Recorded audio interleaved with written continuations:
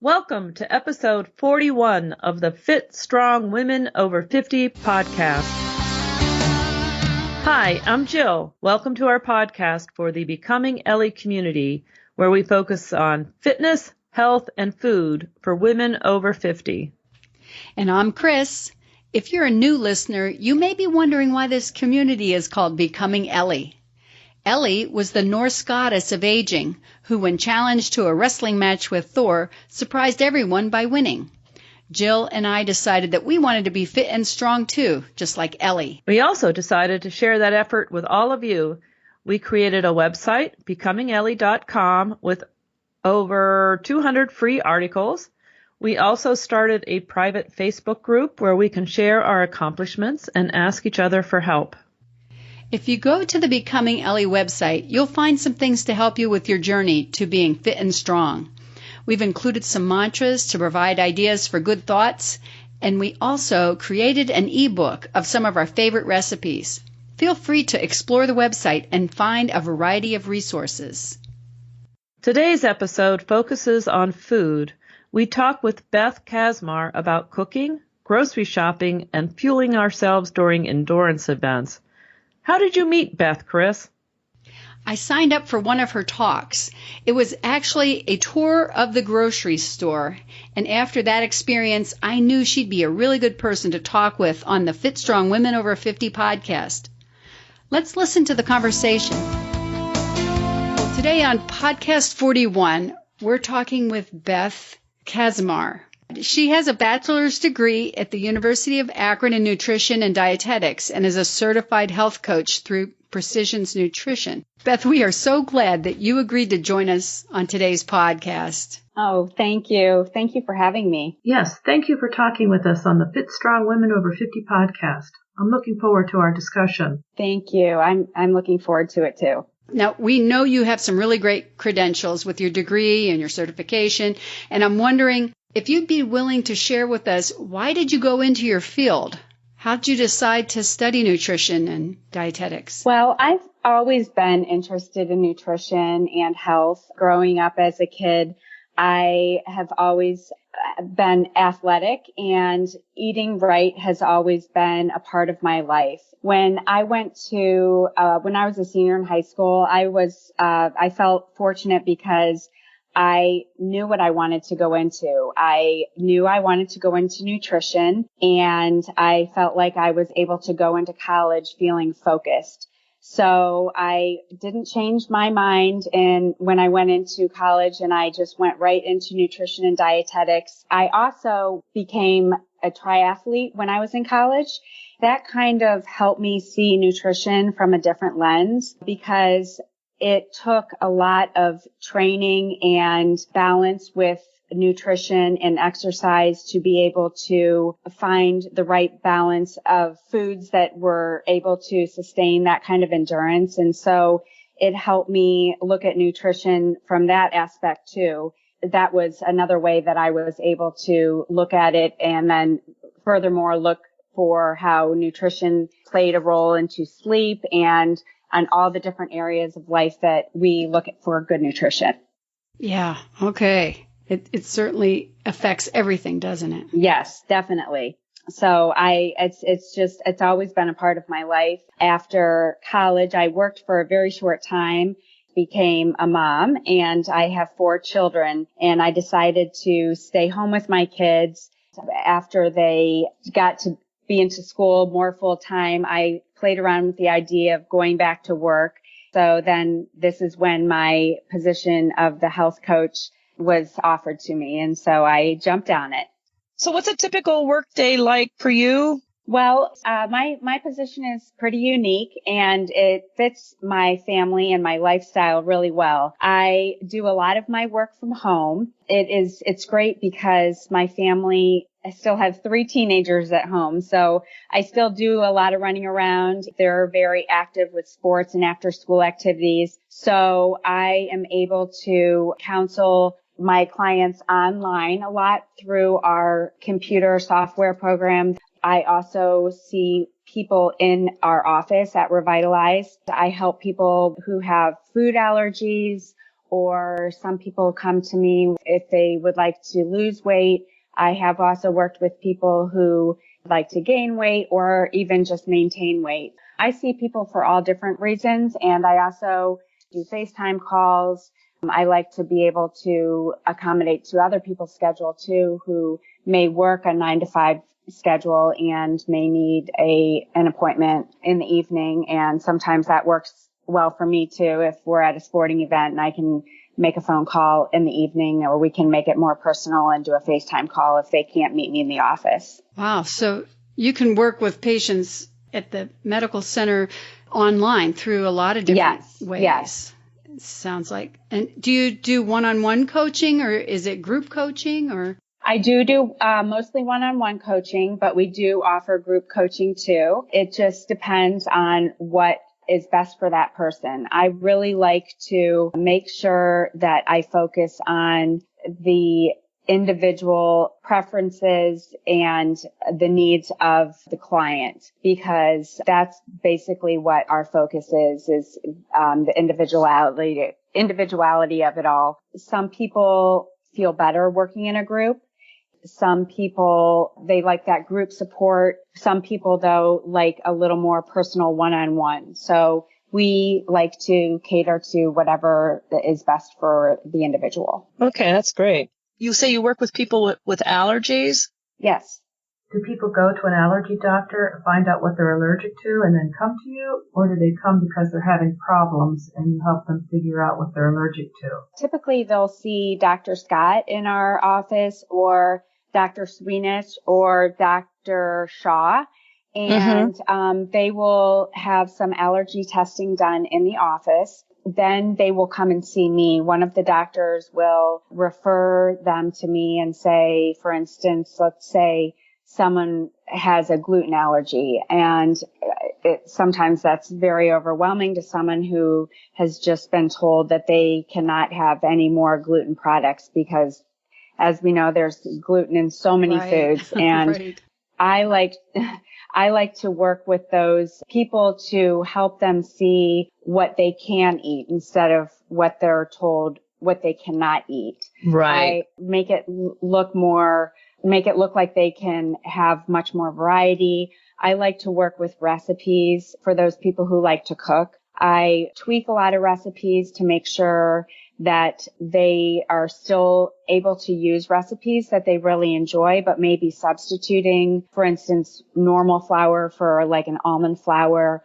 And then you would have to adjust the liquids in a recipe. So I like to play around with recipes for people to help them be able to still eat the foods that they've always enjoyed, but just playing around with the ingredients a little bit so they can still have what they really like and they are not feeling deprived. Great. That's good. So is there a particular way of eating that you recommend to your clients? I would not say, I would say there's a one size fits all way of eating. Everybody, again, I would say is individual. However, I would recommend eating whole foods that are non-processed. You know, any of the processed foods or foods with artificial colors or flavors, I always recommend to stay away from those foods. But in terms of a specific diet, I just would cater towards that individual and whatever their needs are. Okay, so they may have certain health issues that affect what you recommend, but yes. But there's not one diet that fits us all. Right. Okay, great. Beth, we first met when I signed up for your tour of a grocery store. Yes. I just found that I learned so much about produce and greens and fish and oils and all kinds of things. And when you show people around the grocery store, you have a lot of insight into the labels. I was wondering if you'd be willing to share with our listeners some of the key things about grocery store shopping, you know, particularly about the produce aisle. Sure. You know, like organic produce. Sure. Right. Yeah, definitely. One main thing that we tell people in the grocery stores is to focus on the perimeter of the grocery store.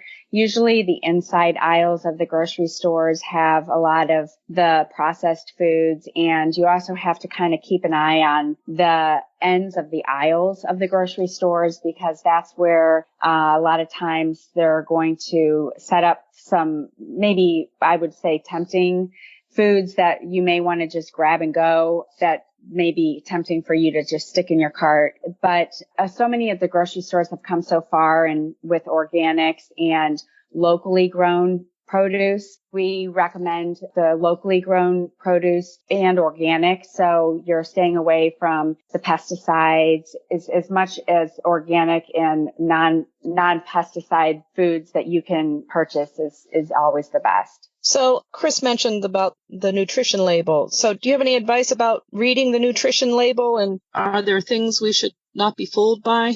Yeah, I think that sometimes people are overwhelmed by the nutrition labels, and I think that it's very important to pay attention to the labels. Just an overview about the labels. I think that one thing that people should pay attention to is serving sizes.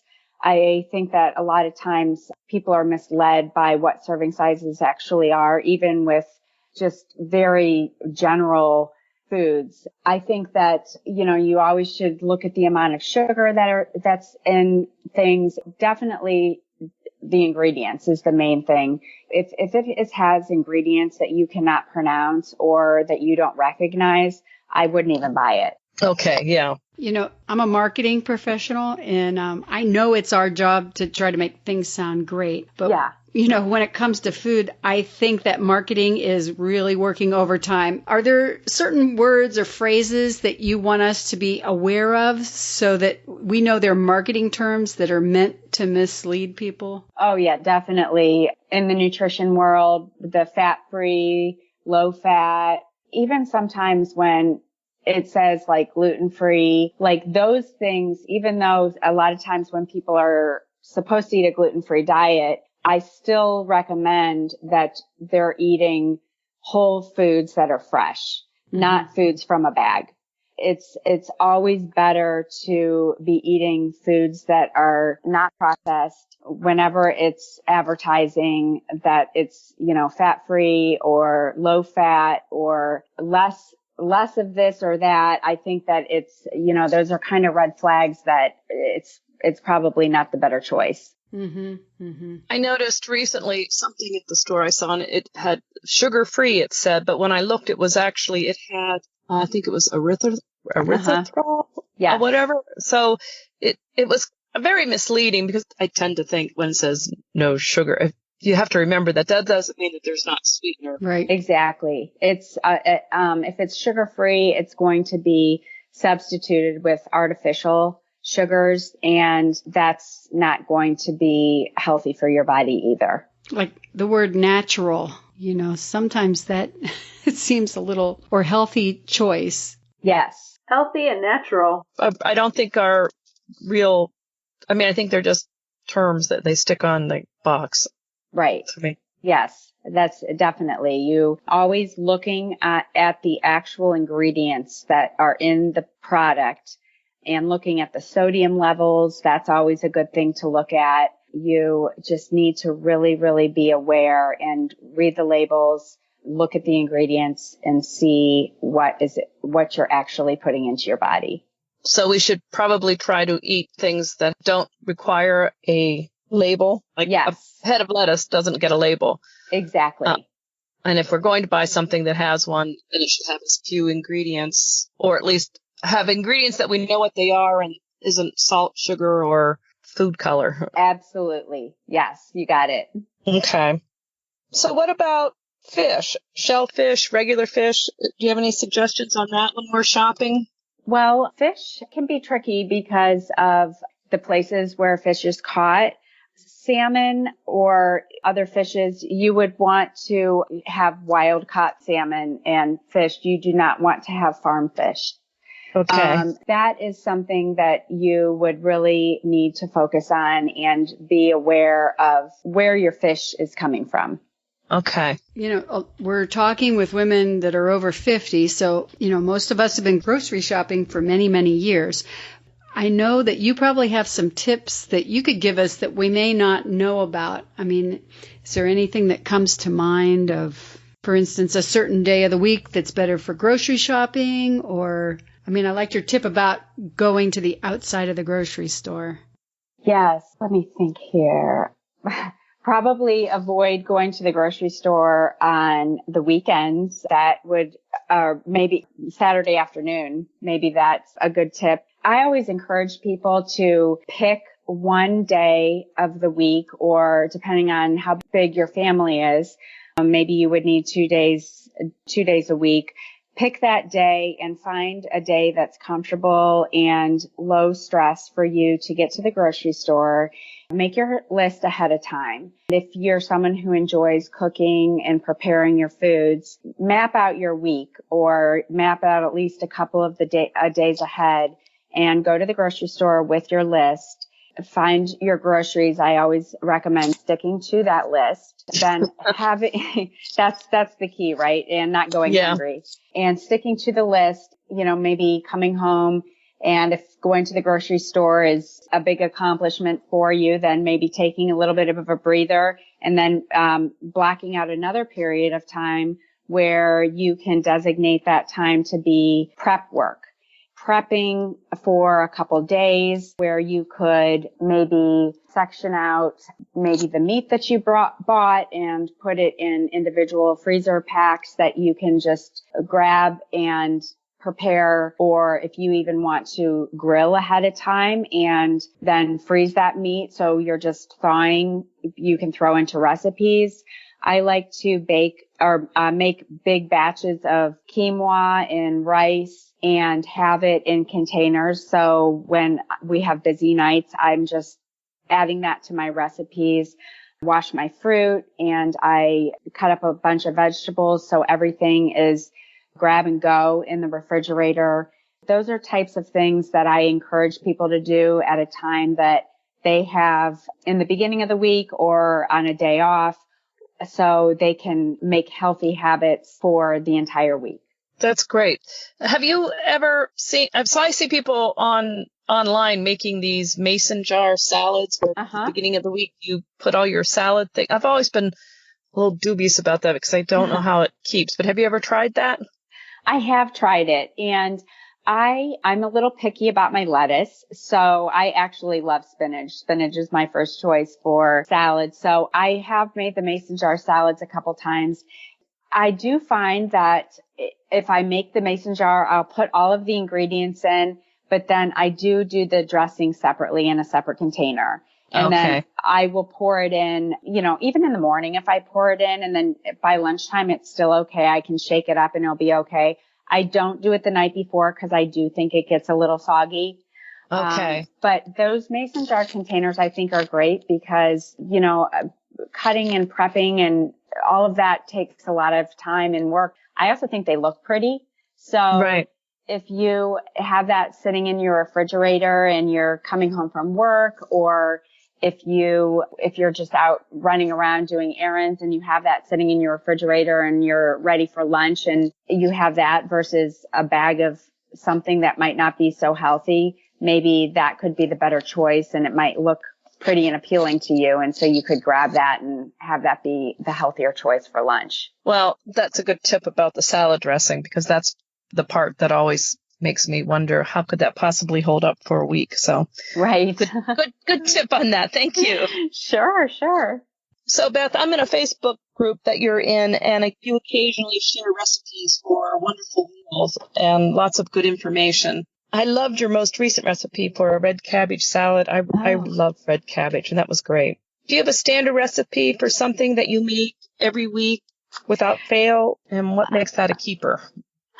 Well, to be honest, I don't. I love creating recipes. I love being in the kitchen. I love getting my kids involved in the kitchen. I do play around a lot with recipes, and I have great guinea pigs in the house, meaning my husband and my kids. Yes, I imagine. Yes. Enthusiastic eaters. Right. And they're brutally honest, which is also really good. But I also have, I recently created an Instagram page. It's called Taste My Table. It has all of original recipes that I have created, and it's about eating the rainbow. Every single recipe that I create has something to do with each color of the rainbow. I put the red cabbage salad on the Taste My Table recipe page too. Of course, my goal in all of my recipes is to have them healthy.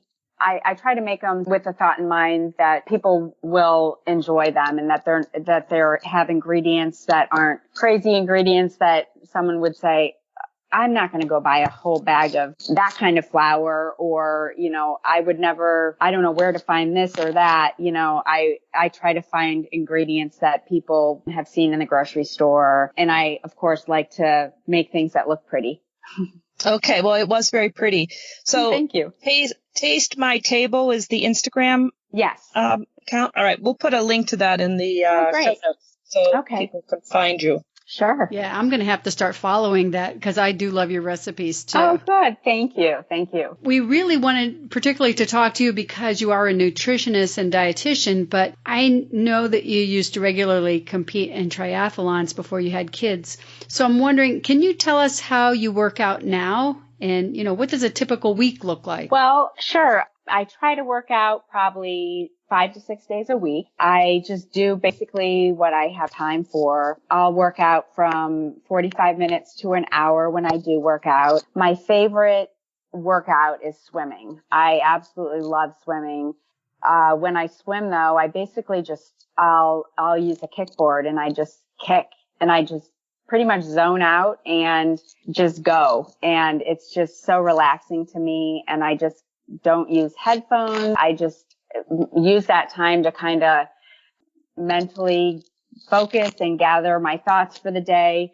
But I also will go on an elliptical. I like that kind of a workout. And I do add some weights to my workouts when I do that too. I would love to try to get into a couple more races, but just with family scheduling, that hasn't been as conducive as I'd like it to quite yet. So I'll get there. Yeah. Yes. I like the idea of swimming with the kickboard because I liked using the kickboard, but I always felt like that maybe didn't really count as good exercise. So yeah, I thought that was cheating. I think I'm going to do that. Oh, no, it's great. I think that's really strengthens your core. I think that's a really good one. Okay. I'm going to do that because I struggle with swimming. So Chris and I ran a couple of half marathons, and we have listeners who are training for their first marathons or for triathlons or whatever, lots of different athletic endeavors. But I would say one of my biggest problems was staying fueled. Is there anything you can talk to us about fueling during exercise? Sure. Yeah, definitely. I think that is just as important as being in shape. My husband, he did the Ironman last year, and he's actually training to do another one this year. And I don't know if you saw the series on our Revitalize page, how we did a series of fueling for that Ironman. The protein shakes? Yes.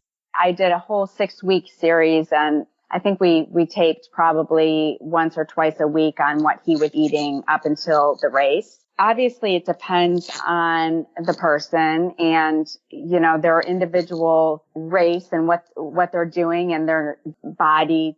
Different, a man and a woman would be different, and their sizes would be different too of their individual needs. So I couldn't, tell you an exact diet that one person would need. But basically, of course, hydration is absolutely first and foremost. You definitely need to be very, very hydrated. And it's not just the day of racing. Several days before racing, and making sure you have enough carbohydrates, making sure you're eating enough protein and the healthy fats. Those are all definite. You definitely need all of those foods when you are doing an extensive race. Yeah, that makes a lot of sense. fitness is part of what Becoming Ellie and Fit Strong Women Over 50 is all about, but we're finding that there's lots of interpretations of what being healthy and fit means. So I wanted to ask you, what does fit mean to you? Can you or do you measure fitness? I think being fit means that you wake up and you feel good and you have a lot of energy and you are feeling good about your food choices and making food choices that are whole foods that are non-processed. If, one person who is running marathons and triathlons and it can be fit in their way, and the same person can be just as fit and in their way by just going out and walking a mile or two every day. I think that everybody is fit on their own level. Yeah, individual. Okay. Yes. But I think that for myself to be fit, I like to make sure that I'm continuing to eat the whole foods and get enough protein in my diet, and I drink lots of water. That's basically all I drink for my beverages, and just make sure that I am getting the calories that I need for staying fit. Thank you. Yeah. Yep, we all come to this in different ways, don't we? Yeah. So we often ask our guest experts about their eating habits. And so I'm wondering if you would mind telling us how you eat. What's a typical day of eating like for you? Well, I get up and I do have some coffee in the morning with a little bit of creamer. I use some almond milk creamer. I start my day off with a couple glasses of water with lemon. And I do like coconut yogurt. Then for lunch, I'll have sometimes I'll do a smoothie with some protein powder. And in my smoothie, I'll have like some spinach or kale base. I add berries with my protein powder, and I like almond milk with that. Or sometimes I'll have like a salad again with like the spinach or kale base, grilled chicken. I like black beans, and any kind of veggies that I have, I'll just kind of grab whatever we have at home at the time. I like to eat what's in season. So I try to make sure that I'm buying the fruits and veggies that are in season, and just kind of, again, put what we have at home in my salads. I snack on a lot of fruit. I really love fruit a lot. Apples, which I'm so excited it's fall because they're one of my favorites. And summer, I was really into peaches and watermelons. I love the berries. I eat tons of berries. That's basically what I snack on, is lots of fruit. Dinner, again, I have like usually another type of a salad, again, like a spinach or kale.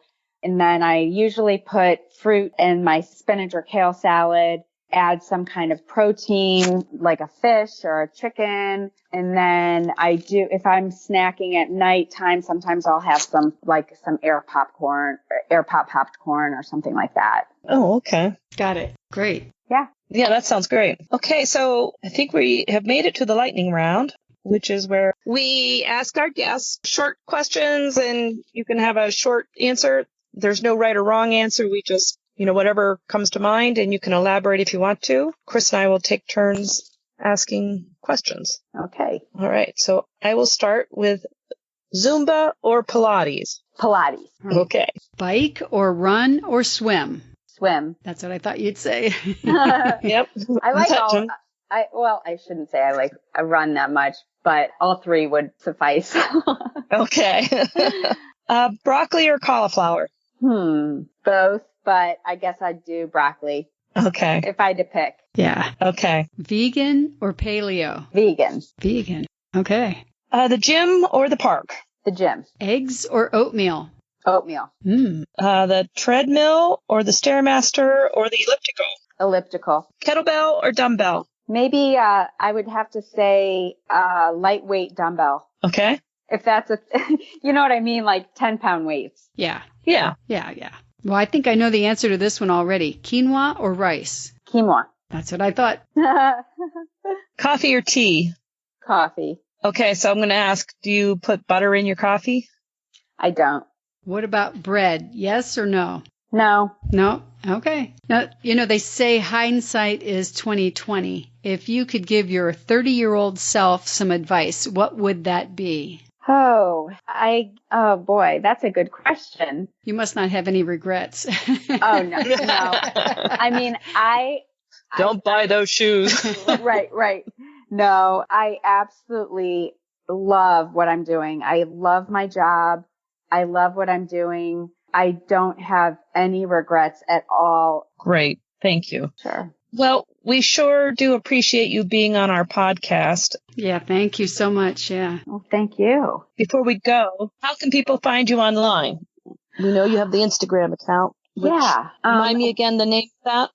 Taste My Table. They can look on our work website, revitalizemed.com, and they can find us there. They can find a lot of information about Revitalize Medical Group, and maybe there might be other things someone else might be looking for. You can find me there too. Okay, wonderful. Well, thanks again, Beth. Really appreciate you being available for all these questions and of course. All of that. It's been wonderful. Yes, thank you. I enjoyed our time talking. I enjoyed it too. We'll talk again soon. Thanks. Thank you. Bye-bye. Bye. Bye. Thanks, Beth, for talking with us today. I love the idea of eating the rainbow. That really goes along with our veggie challenge, doesn't it, Chris? Yes, it sure does. And I really appreciated that Beth talked with us. I especially liked her ideas with smoothies with fruit because I love that. I love fruit. Yeah. I really liked her talk about the food prep and the mason jar salads. I'm going to use her idea of keeping this dressing separate. Yeah, I got a lot of good ideas talking with her. So I hope those of you listening will let us know what you've been doing to eat healthy and to fuel your athletic endeavors. Yes, and feel free to let us know what you thought of this episode. You can give us a call at 330-970-6662 and leave a message. Or if you'd rather type it, leave us a message on our website, becomingellie.com, or on Facebook. While you're at the website, be sure to subscribe for updates on all things Becoming Ellie. You can also find lots of great information and things to download there. Besides the website, you can find us at Facebook, Twitter, Pinterest, and Instagram. We'd love to hear from you at whatever social media place you prefer. If you enjoyed today's episode, make sure you subscribe to the podcast. You can do that wherever you listen to podcasts. Also, tell your friends about us and show them how to access podcasts if you need to. If you want, you could also leave us a review on iTunes. We sure appreciate it. Thanks for listening. Join us for the next episode of Fit Strong Women Over 50. Yes, see you next time. Bye-bye for now. Bye.